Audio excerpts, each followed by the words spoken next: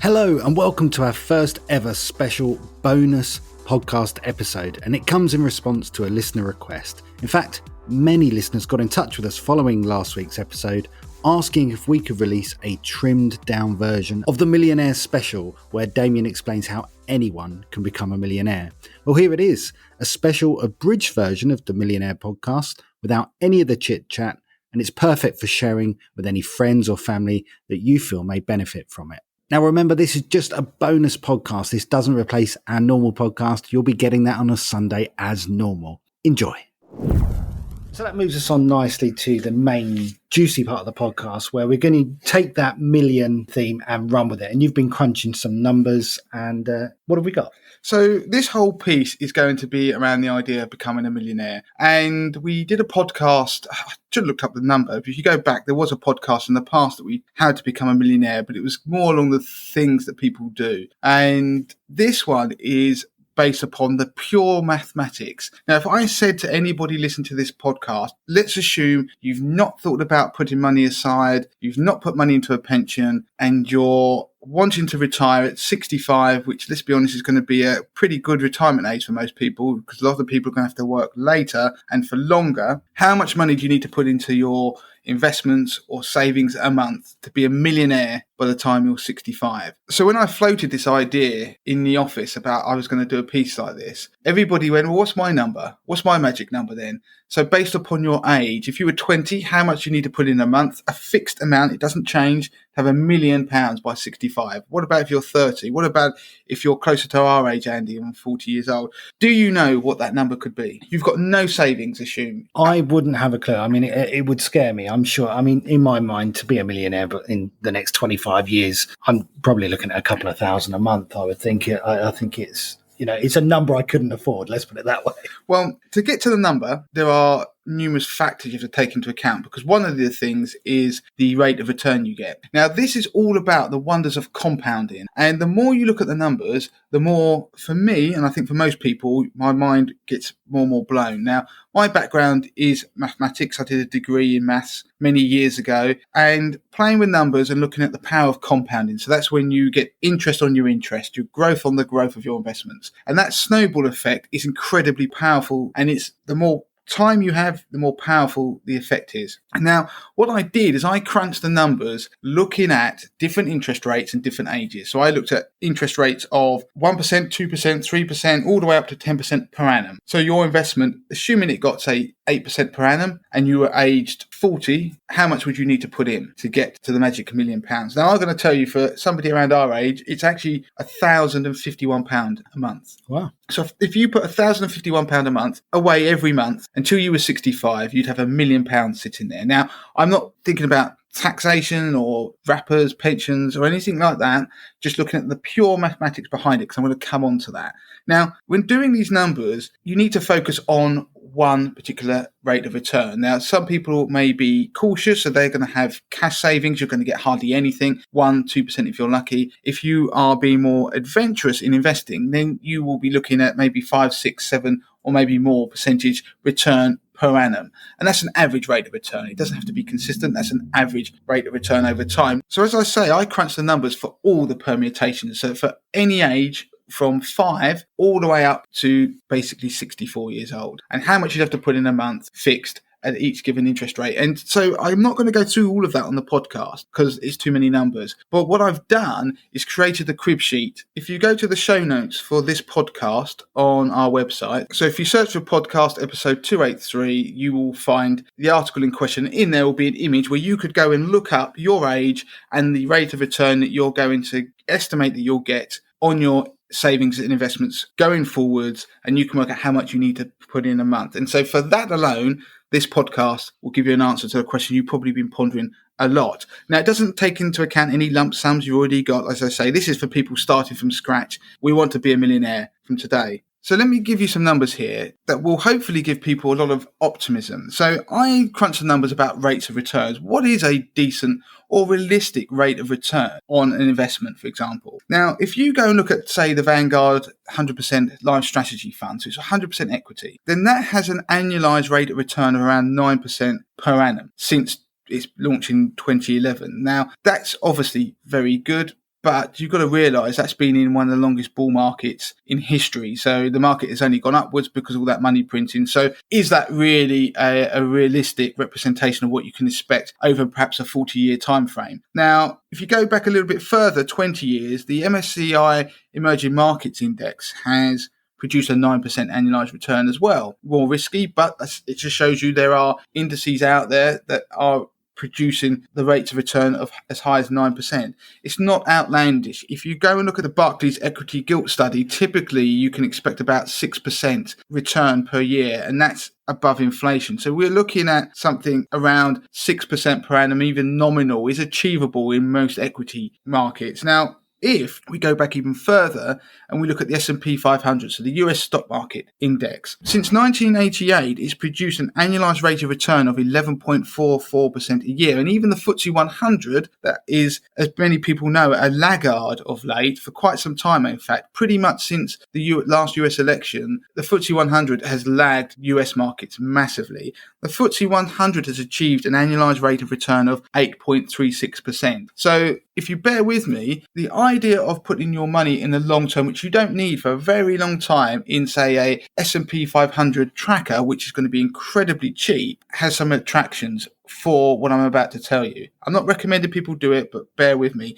And also bear in mind that Warren Buffett also suggested to his wife, should he die, that she puts all their money into a tracker. So it shows you great minds think alike. Now, let's say you get an annualized rate of return of 8% per annum. Like I say, it's not crazy. It's based on some sound evidence. If you were 20 years old and you put in £190 per month every month until you were 65, you'd have £1 million in whatever investment you had. So that means when you're 30, you're still putting £190 a month. When your wages are going up, you're not putting any more in. So if you're starting at 30 and you've got nothing in your bank account, you have no money, then you're going to have to pay £436 a month every month until you're 65, and you too will be a millionaire. So the 20-year-olds out there listening to this, they're laughing because they've only got to do £190 a month. So less than half of what the 30-year-olds who haven't started yet have got to do. Now, if you're like me and Andy and you're near 40, in fact, I'm past 40, but we'll just say near 40. I mean, you're nigh on 43. Let's not. I mean, you're pushing mid-40s. Come on. Weirdo. If you are 40 and you've not put any money away, if you put £1,051 away every month from now until you're 65, you have £1 million in your investment too. I'm going to give the numbers for people who are 50 and 60. It's leaving it a bit late, but it's going to just show you the impact. If you're 50 and you've not done anything, then 50-year-olds who have nothing need to put £2,890 a month in every month until they're 65. So for the next 15 years, you're going to have to go for it. 60-year-olds are also going to have to whack in some major money. You're going to have to put in about £13,500 a month. Now, what those numbers do, they move from £190 for 20-year-olds for the rest of their working days to somebody who is, say, 40. That differential is huge, and that is the power of compounding. So the first lesson anybody who listens to this will get is that I wish I was younger and I wish I started earlier. So if you know anybody in their 20s, this is a message that they need to start putting into investments and pensions, even a small amount, because they will be a millionaire. It doesn't matter what they do in their job or whether they go and decide they want to do something they love. But if they're putting that amount away a month, then they will end up with £1 million in their investments, assuming they get 8% per annum. Now, interestingly, let's go back a little bit earlier. If you started doing this for your child, they'd only have to be putting in £84 a month from the age of 10 forever. A 5-year-old would have to put in £56 a month for the rest of their life, or till they're 65, I should say, to be a millionaire. So that power of compounding. So you can see, therefore, that the idea of putting money aside for your child, so I'm going to say a 5-year-old because my daughter's around that age. So if I was able to put it away £56 a month every month for the rest of her days until she's 65, then she would be a millionaire. And in some ways, she could take over that baton. Now, I've obviously demonstrated the impact of starting early. Now, if you just had that rate of return at 9%, which I've shown already is not outlandish over the long term, then that amount of money, I'm going to run through it. It's all in that data sheet that I've put on the post. A 5-year-old will need to put in £35 a month for the rest of their days until they're 65. A 10-year-old is £55 a month every month. £55, and they'd be £1 million in their investments when they're 65. For a 20-year-old, the number drops to £135 a month. For a 30-year-old, it's £340 a month. For a 40-year-old who's starting with nothing, it's £892, and then the numbers go up again. So it shows you that it is achievable, but obviously they are big numbers the later you leave it. Now, what is interesting is that you can make yourself a millionaire by looking at those numbers, by putting in the same amount consistently and a commitment to do that. Pay yourself first. But where this becomes perhaps more interesting is if you have children and you think of the idea of passing a baton on. So like a relay race, go back to those numbers that I mentioned earlier, the 9% rate, okay? So if you can get a 9% rate of return, let's say I'm going to invest in an S&P 500 tracker. I'm going to put £35 a month for my 5-year-old daughter, month after month, and that stays the same. Now, if I put in a junior ISA, I mean, I've never been a massive fan of junior ISAs. I think they're amazing. I think they're great products. They are tax-free, but I've always been concerned that I don't know that my own daughter is going to turn into a horror and have the money and then waste it. So perhaps that's my own controlling nature coming out there. So the products are great, I should say. It's not I don't like them, they're good. It's whether they should be able to, what are they going to do with the money once they get to 18? Because it is theirs. But bear with me on this, that if you imagine that I put in £35 a month for my 5-year-old daughter now, and I'm putting in one of those trackers I've just mentioned, and we are fortunate enough to get an average rate of return of 9% a year. In that junior ISA, by the time she gets to 18, and I've been putting in that steady £35 a month, what she would then need to do is when it gets to 18, she'll have a lump sum in there. If I explain to her that really what this is doing is it's now up to you to put the £35 a month. I've basically given you a head start on this. I've given you the gift of compounding, which by the time we all realise the power of compounding, it's too late to take advantage of it. So she has been given the money compounded, which she just has to continue. She takes the baton and hopefully says, Dad, that's a brilliant idea.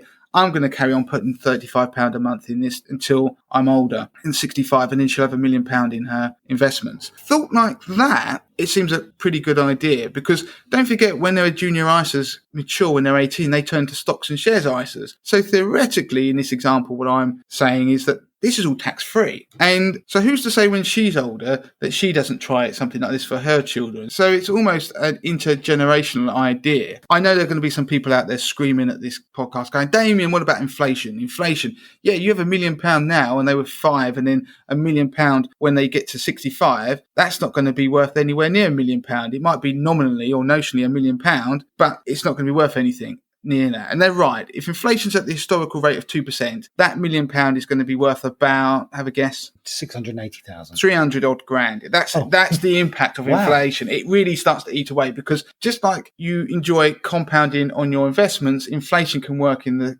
same effective way, because the impact of inflation on your money is growing over time. It's 2% every year, don't forget. So what I've done is I crunched the numbers, and this took a lot of mathematics that I had to delve into the depths of any knowledge I have from my university days to try and work out how you counter this inflationary impact. So going back to my daughter now, if I was paying £35 a month, these are very simple rules. I like simple rules. So I wanted to make her a millionaire. I said £35 a month. I'm going to put you in an S&P 500 tracker, and that's what it's going to be. I'm not going to touch it. When it gets to 18, your job is just to carry that on. The problem is that it won't be worth $1 million. The only other rule that I'm going to add to this is if you increased her contribution rate by 7% a year, so that's way more than inflation, it counters the impact of inflation on the lump sum and the amount you're going in. So that means that if you were putting in £35 a month to start with, then in year 2, you need to increase that contribution by 7%, which means for year 2, you're paying £37.45 a month. So you can see that that is only marginally increasing it year on year, but it's countering the impact of inflation. Then what will happen If you did that, she would have around 3.3 million in her account by the time she's 65, and it will be worth about £1 million in terms of buying power in today's money. And so that does mean, if you think about it, well, 7% every year, rule of 70, if you remember we talk about it, if you're doing something that's 7% every year, then that means after 10 years the amount has doubled. So if you think about it, where we end up is by the time she's 18, then when she takes over, she's got to pay £84 a month into this. Then when she's 19, it's £90. By the time she's 30, she's having to pay £190. I mean, they're not outlandish. And then by the time she's 40, she's got to be paying £374 a month. But she's going to have a massive pot here, where it's going to be over 3 million, worth about £1 million in a day's money. And by the time she's 40, that's 35 years' time. And with inflation, you would hope that, wages will be way up. So this as a proportion of her wages will in effect be reducing as well. So there's some simple rules there that I'd like to think that some people have suddenly thought, wow, that's pretty good. I didn't realize you could do that. Now, there'll be people listening to this who think this is unbelievable. This is unachievable, because an 18-year-old is not going to go and pay £80-90 a month into an investment when there's a pot of money there and they might not have the money, or they might just not be inclined to engage with it. Now, I started to crunch some other numbers, because I told you at the beginning I didn't involve taxation or pension. And there's a wonderful pension system that we have, for all its flaws, that you get free money from the government, but you also get free money from employers via auto-enrollment. So I don't want people to have to increase their money by 7% a year, their contributions. Let's increase my contributions at the beginning, okay? So I'm going to rejig the example slightly. Let's say my daughter's 5. I'm going to put £50 a month in to start with, because it's a nice, easy number for people to remember. So you listen to this, your daughter's 5, £50 a month, and I'm going to go for something like an S&P 500 tracker. Historical rate of return way ahead of 9%, but I'm going to still base this on 9%. So I've got some wiggle room there. Then I'm going to increase my contributions by just 5% a year. So it's not going to be the 7%, it's just 5%. That's all I've got to do. Put it into a junior ISA. It's growing tax-free. Wonderful. So at the age of 5, I'm putting in £50 a month. By the age of 10, I'm putting in £64 a month for her. By the age of 18, she will have £19,425 in that junior ISA. I've got 10 plus years to convince her not to blow that on something. And I've got to teach her the idea of compounding. Her obligation then would be, if she wanted to continue the project, go £84 a month now for me as an 18-year-old, and I've got to just increase that by 5% per annum. And if you did the numbers, that would mean by 30, she's paying £169 a month. I don't think that's particularly outlandish. By the time she's 40, on this same path, £276 a month. Then by the time she's 50, it's gone up to £450 a month. Now, where this is interesting is if you look at auto-enrollment. Because if you take an 18-year-old who is earning around £16,000 and they were auto-enrolled, so they have the box or they join, say, you're going to be auto-enrolled by your employer. If they just say, yeah, I am going to do that because that's a good idea. Now, the current rate, the employee pays 5%, the employer pays 3%. Now, there are rules where there's something called qualifying earnings, which is where the contributions by the employer can be paid on just between £6,240 and £50,000 earnings. So that bit. So there's a bit at the beginning that's missed out. But employers do pay it on the full amount. So what you'd say to your child is, look, what you need to do now, you're 18, go join your employer's auto-enrollment scheme. Opt in. So you pay your 5% of your salary. Do it. But also make sure you ask them that they're going to pay you it on the full qualifying earnings. So you've got all that just that little bit of a band at the bottom included as well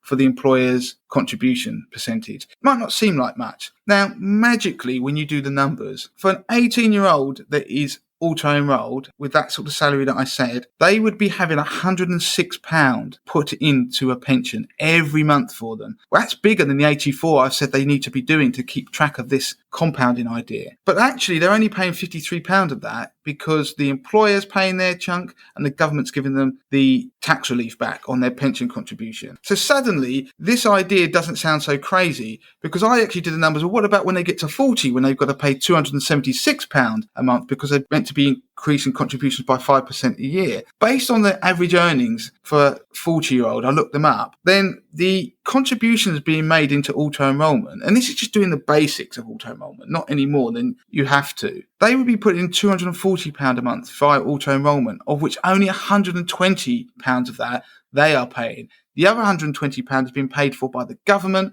and their employer. So they are only £36 shy of this plan that I've built up. So to recap, if I say to my daughter, she's 5, I put £50 a month in, I increase those contributions by 5% every year. So every year on the anniversary, I increase them by 5% on the previous year and do that for the rest of that year. I'm investing in a tracker that's cheap, say something like the S&P 500, where I'll hopefully get that 9% per annum. That's set up. It's in a junior ISA. She's going to have a lump sum by the time she's 18. 18, we had the conversation, explain to her. Hopefully she's buzzing about the idea of taking this forward. All I've got to say to her is, whatever you do, don't worry about the numbers. You've just got to get auto-enroll into your pension at work. Get a job, decent job that you like, just auto-enroll into your pension and make sure that they do it on your full earnings, not just on the qualifying earnings. And leave your junior ISA, which is now a stocks and shares ISA, to carry on growing. And by simply doing that, by the time that she gets to 65, she's likely to have, in real terms,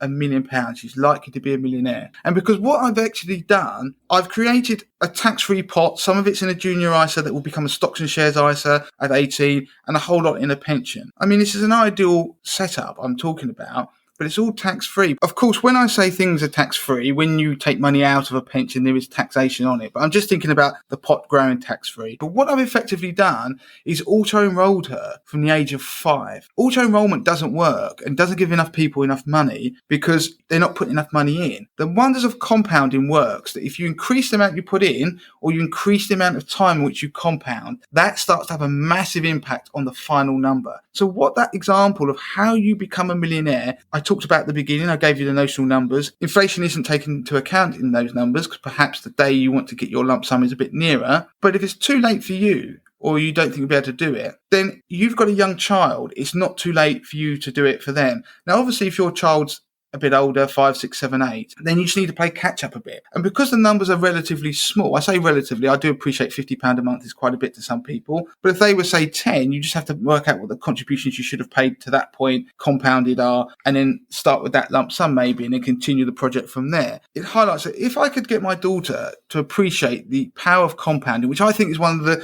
biggest lessons that should be taught to children in schools, then she could become a millionaire just by understanding it, and me having understood it earlier than she did, enable her to take advantage of it. And one final thought I just want to leave you with before we finish this week's podcast. I looked at the average earnings for this. So it works on the basis of that they would get their auto-enrollment based on their earnings, so the contributions from their employer. And when I looked at the average earnings, it was depressing that a 40 to 49-year-old has an average earnings of £36,000 a year if they're a man. If they're a woman, if they're female, that average earnings, according to the statistics that I saw, is under £22,000 a year. Wow. So the idea that I've had falls apart or starts to crumble if you are female. So it raises the idea that if I wanted to do this, I've got 2 daughters. If I had a son and a daughter, does it raise the question that the world should be equal? And you might treat them equal at the start, but by putting in the same amount of months. You say you put in £50 a month for each of them at the start, but because the world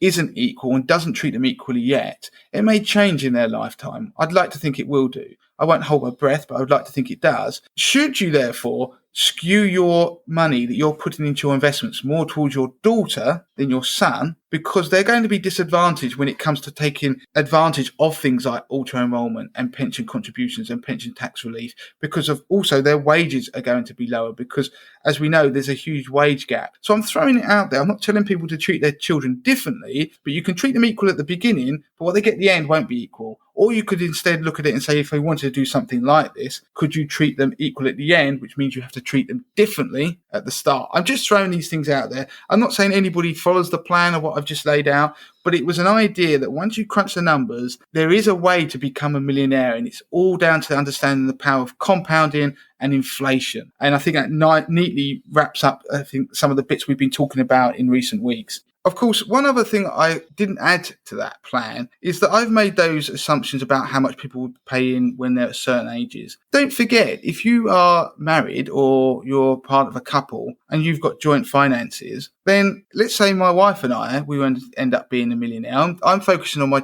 children in this example as individuals. But when you come to a point in life and you join forces with somebody else, which is more likely than not, then you can share that burden, because the £1 million for most people would be shared if they were were married or in a couple anyway. So when I was talking about my plan that when she's 40, she's going to have to be putting £276 a month. Well, if she has a partner, they may be putting some money in anyway themselves. So as a collective, they're easily hitting those figures. So the idea is there are ways to try and reduce the burden on the individual. You would put it onto the burden of employers, governments, partners, whatever. Great stuff. So that pretty much wraps up our million special this week. If you want to get in touch with Damien, you can do so. It's Damien at moneytothemasses.com. Twitter is at moneytothemasses with the number 2. That's it. And the message is start early when it comes to investing, and often keep it simple. There's a lot of nice things wrapped up in that example. I really like it. That's it. Until next time. Until next time.